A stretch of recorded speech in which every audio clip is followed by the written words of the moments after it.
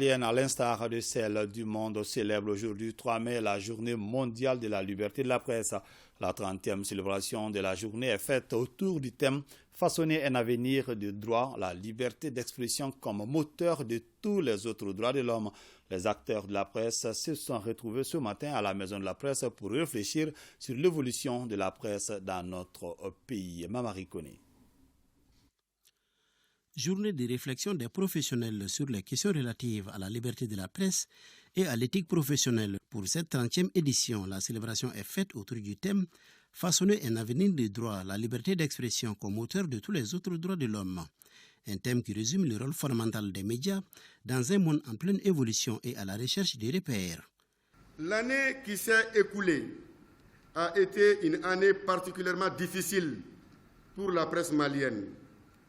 Le président de la Maison de la Presse a également déploré les saccages de la structure le 20 février 2023 avant d'interpeller le gouvernement sur ce qu'il appelle concurrence déloyale. Il s'agit d'un nombre indéterminé de médias sur les réseaux sociaux, dont certains acteurs se font appeler journalistes, qui touchent à tout en violation des règles d'éthique et de déontologie.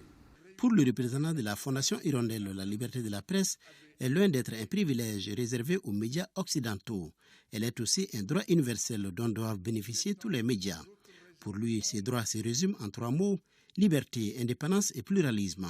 À la veille des consultations électorales, le représentant de l'UNESCO au Mali invite les médias à travailler dans le respect de l'éthique et de la déontologie et d'être les voix et les plumes qui unissent le peuple et consolident les acquis démocratiques.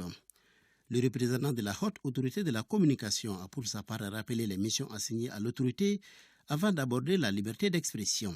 Tout citoyen, normalement, peut donc parler, écrire, imprimer librement, sauf à répondre de l'abus de cette liberté dans les cas déterminés par la loi. Le secrétaire général du ministère de la Communication, de l'économie numérique et de la modernisation de l'administration invite la presse malienne à plus de cohésion et de prudence avant d'annoncer des réformes dans le secteur des médias. Le ministère en charge de la communication jouera toute sa partition pour garantir et protéger la liberté de la presse, j'allais dire la liberté d'expression.